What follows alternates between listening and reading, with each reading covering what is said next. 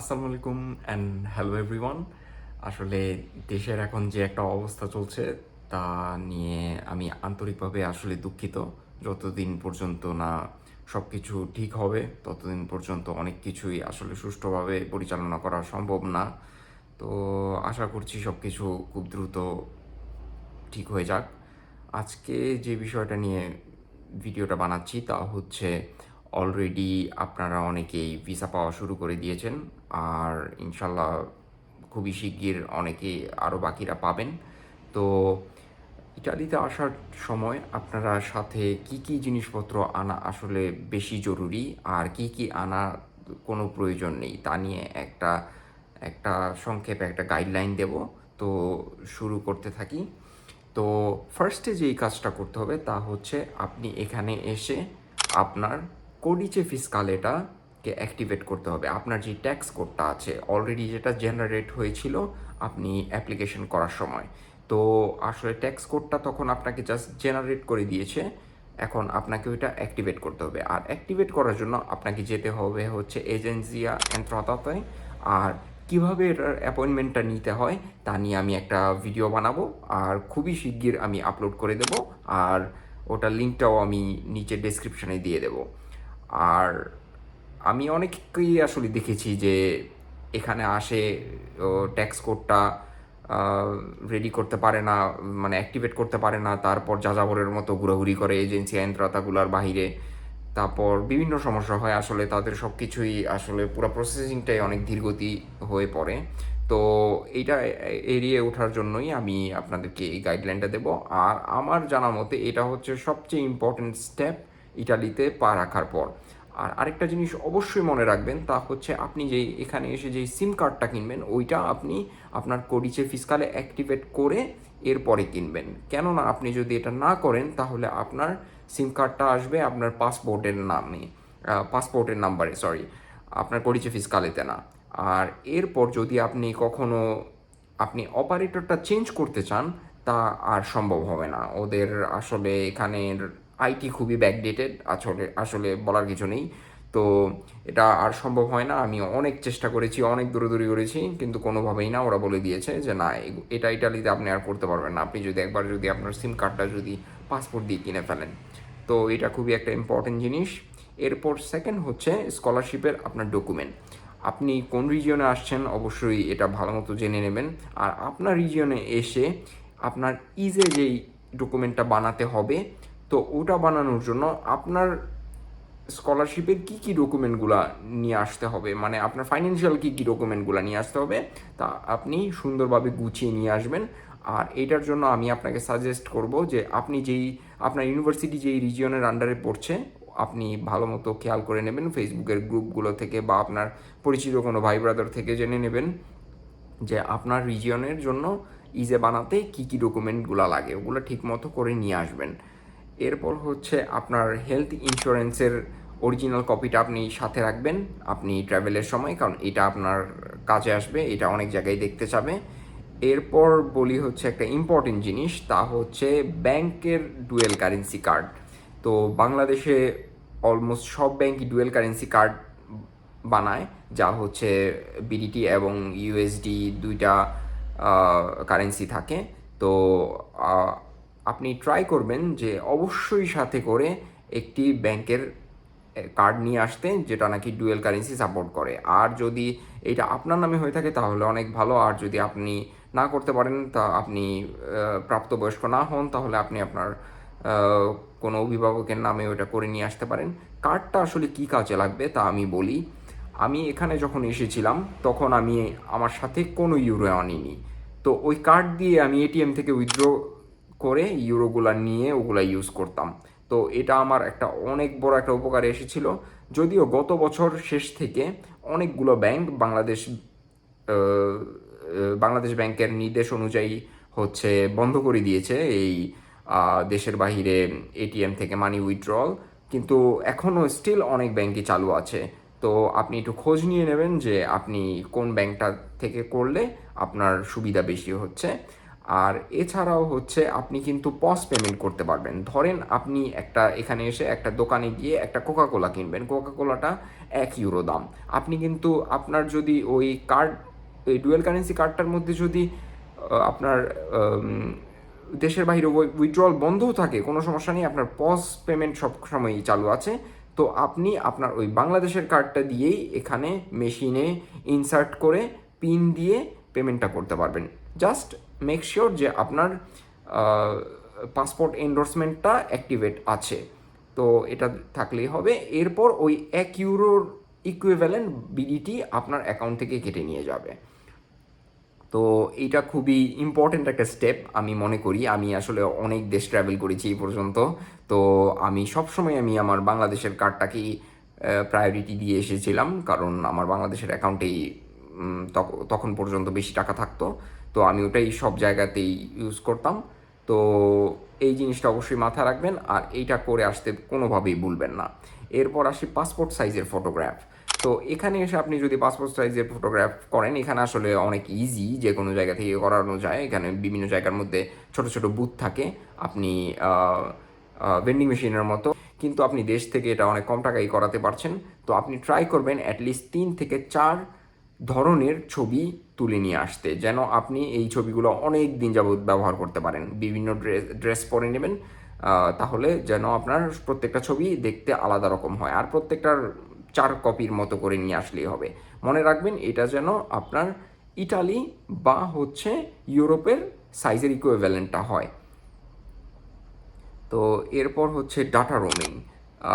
ফোনের আপনি যেই বাংলাদেশে যেই সিম কার্ডটা ইউজ করছেন, যদি আপনার ওই অপারেটর যদি ডাটা রোমিং প্রোভাইড করতে পারে, ওদের যদি ইন্টারন্যাশনাল রোমিং সার্ভিস চালু থাকে, তাহলে এটা আপনি অবশ্যই অ্যাক্টিভেট করে নিয়ে আসবেন।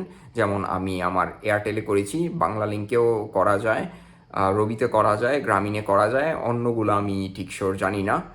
তো এইটা অবশ্যই করে নিয়ে আসবেন। এইটা করতে জাস্ট আপনার, যদি এয়ারটেল আর রবির কথা বলি, তাহলে আপনার ওখানে $10 জাস্ট টপ আপ করতে হবে, আর এটা অটোমেটিকলি চালু হয়ে যাবে। আর গ্রামীণে এটা ফ্রি। এটার সুবিধাটা হচ্ছে আপনি বাংলাদেশে আপনার ফোনে যদি কোনো এসএমএস আসে, ইনকামিং এসএমএস সব ফ্রি। ধরেন আপনি এখানে এসে আপনার ওই ব্যাংকের কার্ডটা দিয়ে €1 দিয়ে কিছু কিনেছিলেন, তো আপনার এখানে ওটিপিটা আপনার এখানে ট্রানজ্যাকশনের ডিটেলসটা পাবেন, আপনার এসএমএসটা আসবে, কিন্তু আউটগোয়িং সব কিছুতে টাকা লাগবে। আপনি যদি কল দেন, তারপর এসএমএস করেন ওই সিম দিয়ে, তাহলে টাকা লাগবে, কিন্তু আপনার সিম এখানে নেটওয়ার্ক পাবে। আর এইটা খুবই একটা জরুরি স্টেপ, আর এইটা খুবই একটা স্বল্প সময়ের ব্যাপার, এটা জাস্ট কয়েক মিনিটেই করা যায়। তো এটা অবশ্যই আপনি ঘেটে আপনার সিম কার্ডের রোমিংটা চালু করে আপনার সিমটার সাথে নিয়ে আসবেন। ইভেন দো আপনি যখন এখান থেকে আবার বাংলাদেশ ঘুরতে যাচ্ছেন, ওদিনও কিন্তু আপনার এই সিমটা কিন্তু কাজে আসবে। তো আপনি এটা যদি চালু করে রাখেন, এখানে কোনো লস নেই, এটা জাস্ট কিছু সময়ের একটা ব্যাপার। তো এরপর হচ্ছে আপনার অ্যাডমিশন রিলেটেড সবগুলো ডকুমেন্টের হার্ড কপি, আপনার ইমিগ্রেশনে বা আপনি যেই দেশে ট্রানজিট নেবেন, বা আপনার এয়ারলাইন্স, বা আপনি এইখানে এসে নামার পর আপনি ইমিগ্রেশন আপনার কাছে যে কোনো সময় চাইতে পারে এই জিনিসগুলো। তো আপনি অবশ্যই সবগুলোর হার্ড কপি প্রিন্ট করে নিয়ে আসবেন। জাস্ট ফোনে এই সফট কপিগুলো নিয়ে আসবেন না প্লিজ, কারণ আপনার যে কোনো সময় আপনার হার্ড কপিগুলো প্রয়োজন হতে পারে। আপনার ফোনের চার্জ না থাকতে পারে, আপনার যদি সব কিছু যদি ক্লাউডে ব্যাকআপ থাকে, তাহলে ওটা ইন্টারনেট না থাকলে আপনি ওপেনও না করতে পারেন, বিভিন্ন সমস্যা হতে পারে। তো হার্ড কপিগুলোই আসলে সবসময় প্রায়োরিটাইজ করা হয়। এরপর হচ্ছে ইউরোপাস ইটালিয়ান কয়েকটা সিভি বানিয়ে নিয়ে আসবেন। আপনারা যে ইউরোপাস সিভিটা বানিয়েছিলেন ভিসা অ্যাপ্লিকেশন বা ইউনিভার্সিটির অ্যাপ্লিকেশনের সময় যেটা জমা দিয়েছেন, তো ওখানে আপনি আবার ব্যাক করে ইউরোপাসে লগ ইন করে দেখবেন ওই সিভিটাকে ইটালিয়ান করা যায়। তো ওটা মনে করে আপনি কয়েকটা কপি নিয়ে আসবেন, কারণ এটা আপনার বিভিন্ন জায়গায় কাজে আসতে পারে। আপনি যদি জব খুঁজেন ওই সব জায়গার মধ্যে, তো কিছু প্রিন্ট করে নিয়ে আসবেন সাথে করে। এরপর হচ্ছে জরুরি মেডিকেশন। আপনার যদি কোনো ঔষধ লাগে, আর আপনি যদি কোনো ট্রিটমেন্টের আন্ডারে থাকেন, অবশ্যই আপনার ঔষধগুলো আপনি সাথে নিয়ে আসবেন। আর হচ্ছে এছাড়াও মাথা ব্যথার, শরীর ব্যথার, পেট খারাপ, বমি, এছাড়া ছোটো ছোটো অ্যালার্জি, ছোটো মোটো যা আমাদের এই ফার্স্ট এইডের জন্য প্রয়োজন হয়, সব কিছুই আপনি সাথে করে নিয়ে আসবেন। এগুলো আপনার যে কোনো সময় কাজে লাগবে। তো এরপর হচ্ছে চশমা। আপনারা যদি কেউ স্পেকটেকলস পরেন তাহলে এটা মনে রাখবেন অবশ্যই যে অ্যাট লিস্ট 2টা চশমা সাথে করে নিয়ে আসবেন, কারণ এখানে চশমার দাম অনেক বেশি। শুধু ইউরোপেই না, এটা আসলে আমি দেখেছি বাংলাদেশ আর ইন্ডিয়ার বাহিরে অলমোস্ট সব দেশের মধ্যে অনেক বেশি পড়ে চশমার দাম। তো এটা মনে করে অবশ্যই করবেন যে চশমার সাথে দুটো নিয়ে আসবেন, যেন আপনার এসে এখানে অযথা একটা বিরাট বড় একটা টাকার ধাক্কা না লাগে। এছাড়া হচ্ছে দারাজে অনেক ছোট ছোট জিনিস পাওয়া যায় যা আমাদের নিত্যদিনের অনেক প্রয়োজনে আসে। তো আসার আগে অবশ্যই একটু ঘেঁটে নেবেন যে আপনার এরকম প্রয়োজনীয় কিছু আছে নাকি। যদি থেকে থাকে তাহলে অবশ্যই কিনে নিয়ে আসবেন। এছাড়া আম, সাথে একটা প্লেট আর একটা গ্লাস নিয়ে আসবেন। এটা আপনি যেভাবে প্রেফার করেন। যদি মেলামাইন হয় তাহলে হয়তো বা বেশি ভালো, কারণ লাগেজে ভাঙার ভয়টা থাকবে না। কারণ আপনি এখানে এসেই কিন্তু ইনস্ট্যান্ট কিন্তু আপনি নিচে নেমে কিন্তু একটা প্লেট আর গ্লাস কিনতে পারবেন না। আপনার অ্যাটলিস্ট খাওয়ার জন্য কিন্তু একটা সময়ের ব্যাপার আছে। তো তার জন্য এটা ট্রাই করবেন নিয়ে আসার জন্য। তো এটা বাদে হচ্ছে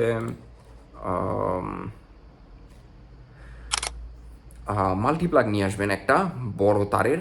অবশ্যই একটা ভালো মানের মাল্টিপ্লাগ কিনবেন যেটা অ্যাটলিস্ট 5টা সকেট থাকে, তাহলে এটা আপনার অনেক দিন কাজে আসবে।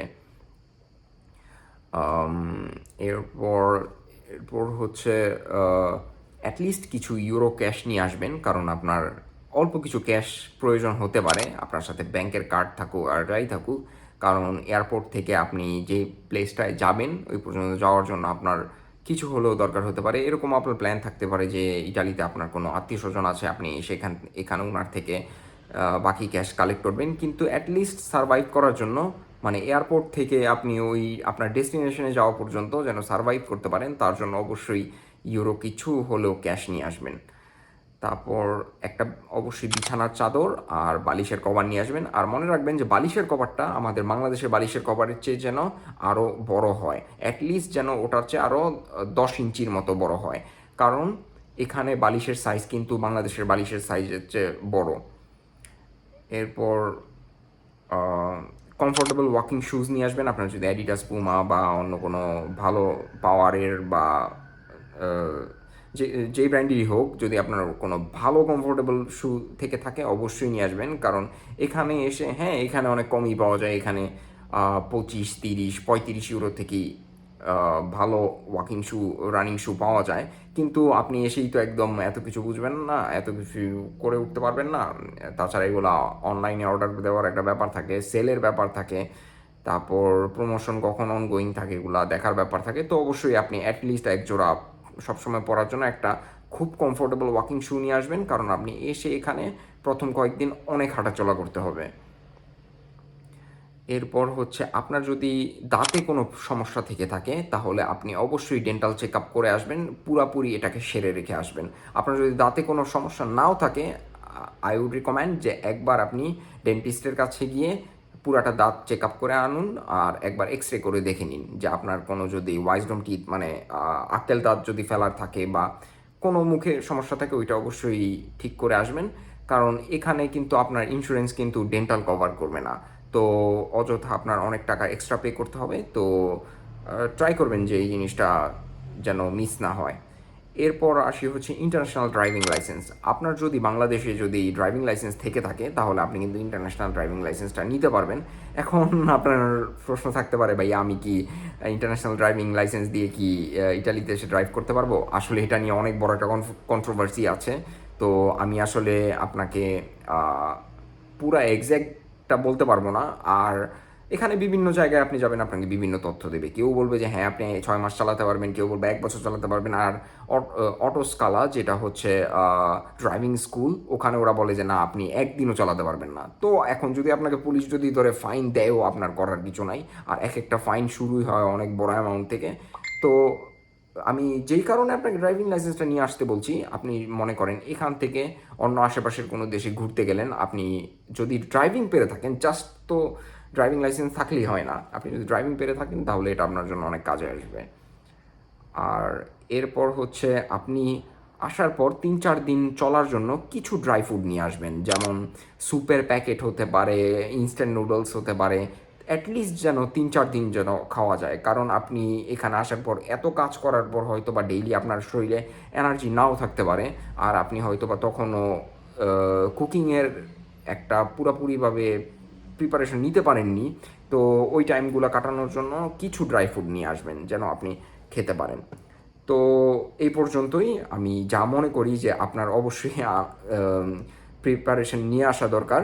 এবার আমি কিছু জিনিস বলবো যা নাকি অলমোস্ট সবাই নিয়ে আসে কিন্তু কোনো প্রয়োজন নেই। তা হচ্ছে প্রথমেই আসবে হচ্ছে মশলা। আপনি যদি কোনো একটা সিটিতে থাকেন, যে একটা বড় সিটিতে থাকেন যেখানে অনেক বাংলাদেশি থাকবে বা ইন্ডিয়ানরা থাকবে, তাহলে আপনার এটা আনার কোনো প্রয়োজন নেই। এখানে মশলা অনেক সস্তা, আপনি এখান থেকে সব ধরনের মশলাই কিনে নিতে পারবেন। তো এটা শুধু শুধু দেশ দেশ থেকে বোঝা বেয়ে আনার কোনো প্রয়োজনই নেই। এরপর হচ্ছে বলবো আমি অতিরিক্ত কাপড়। তো অতিরিক্ত কাপড় আমি না করব, কারণ আপনি এখানে হয়তো বা আপনি যদি প্রপার টাইমে আসতে পারেন তাহলে আপনি ডেফিনেটলি সেপ্টেম্বর আসবেন। আর এখানে কিন্তু নভেম্বর থেকে কিন্তু ঠান্ডা শুরু হয়ে যাবে আস্তে আস্তে। তো তখন কিন্তু আপনি ওই ছোট আপনার টি শার্ট, স্লিভলেস কাপড় চোপড় এগুলো কিন্তু তো একটা কিন্তু কাজে আসবে না। তো এগুলো আবার ইউজ করতে হবে নেক্সট ইয়ার সামারে। আর সামারে ডেফিনেটলি আপনি এখান থেকেও কিনে নিতে পারবেন। এখানে কাপড় চোপড় যে অনেক বেশি দাম তাও না। তো ট্রাই করবেন জাস্ট আপনার যতটুকু কাপড় চোপড় দরকার ততটুকুই নিয়ে আসার জন্য। আর অবশ্যই এখানে আসার পর আপনি এখানের স্ট্যান্ডার্ড অনুযায়ী কাপড় চোপড় পরার আপনার আপনার ওইটাই আসলে আগ্রহ আসবে। তো এত বেশি কাপড় চোপড় আনার কোনো আসলে দরকার নেই। এরপর হচ্ছে আরেকটা জিনিস হচ্ছে অতিরিক্ত পরিমাণে ফ্রোজেন খাবার। ধরেন আপনার মা আপনাকে জোর করে 10 বাটি গরুর মাংস দিয়ে দিল, এগুলা অ্যাভয়েড করার ট্রাই করবেন, কারণ এগুলো আসলে যেই ফ্রোজেন ফ্রুটটা থাকে আসলে কিন্তু এটার ইমিগ্রেশনের নিয়ম হচ্ছে যখন আপনি কাস্টমসে এগুলো দেবেন ওই টাইমটার মধ্যে এটা পুরোপুরি ফ্রোজেন থাকতে হয়, যেন এটা কাস্টমসের স্ক্যানারের ভিতর দিয়ে গেলে ভিতরে কিছু থাকলে এটা ধরা পড়ে। কিন্তু অনেক সময় অনেক কিছু আসে যেটা নাকি ওই স্ক্যানার ধরতে পারে না। ধরেন ধরেন একটা মাংসের হাড়ের ভেতর কি আছে এটা ধরতে পারে না। তো অনেক সময় আপনাকে বের করাতে পারে, এগুলা খুলতে পারে, ভাঙতে পারে হাতুড়ি দিয়ে, যেহেতু এটা পুরোপুরি ওই সময় বরফ থাকবে। তো চেক করার জন্য এটা আপনি যদি ফার্স্ট টাইম যদি ট্রাভেল করে থাকেন এটা আপনার জন্য একটা বড় একটা বার্ডেন, অযথা একটা ধাক্কা। শুধু শুধু না এনে ট্রাই করবেন যত কম আনা যায়। আর হচ্ছে আপনি একটা বাসাতে আসবেন, আপনি তো নিশ্চয়ই পুরো বাসা নিয়ে থাকবেন না। তো এখানে আর নিশ্চয়ই বাসার মধ্যেও 4-5টা ফ্রিজ থাকবে না, একটাই ফ্রিজ থাকবে। তো সবাই মিলেই শেয়ার করে ইউজ করা লাগবে। আপনি ইউনিভার্সিটি ডরমিটরিতে উঠেন, আপনি বাসায় উঠেন, যেখানেই উঠেন। তো অবশ্যই এটাও মাথায় রাখবেন যে আমি আমার যতটুকু স্পেস থাকবে আমি ততটুকুই জিনিসপত্র রাখতে পারবো। তো এটা মাথায় রেখে আসলে বেশি আনবেন না। এরপর হচ্ছে ইউএসডি ভুলেও আনবেন না, কারণ ইউএসডি যদি আপনি এখানে যদি কনভার্ট করেন আপনার কনভার্সনের একটা বড় চার্জ আছে, মানে ইউরোতে কনভার্ট করার জন্য। তো ট্যাক্স দিতে হয়। তো শুধু শুধু এটা অনেক বড় একটা লস। আপনি যদি টাকা যদি আসলে আনতে চান কোনোভাবে আপনি এন্ডোর্স করে আপনি ইউরো নিয়ে আসেন দেশ থেকে। এরপর আপনি যদি একটা ইটালিয়ান বাসায় উঠেন তাহলে ওই বাসার মধ্যে আপনাকে অলমোস্ট কুকিং সব আইটেমই ওখানে দেয়া থাকবে। তো আপনার আর এক্সট্রা কোনো কিছু কেনা টেনার দরকার হবে না। তো ওইটা মাথায় রেখে আপনি শুধু শুধু অযথা ফ্রাইং প্যান, চামচ, কাঠি এইসব আনার আসলে দরকার নেই। তো আজকে এই পর্যন্তই। ওয়াও, পুরাটা ভিডিও একদম একটেকে হয়ে গেল। যদি আরও মাথায় কোনো অন্য কিছু আসে আমি অবশ্যই ফার্স্ট কমেন্টে পিন করে দিয়ে দেবো। আর আমি যে লিস্টটা বলেছি এটা আমি ফার্স্ট কমেন্টে আমি আপলোড করে দিচ্ছি। তো এরপরেও যদি কোনো কিছু এক্সট্রা থাকে তাহলে ওখানে আপলোড করব। তো ভালো থাকবেন, আশা করি দেশের জন্য দোয়া করবেন, সবার জন্য দোয়া করবেন। আর যারা যারা আসছেন ইটালিতে খুব সুন, তাদের জন্য গুড লাক, অনেক শুভকামনা। তো আজকে এই পর্যন্তই, দেখা হবে পরবর্তী ভিডিওতে। বাই।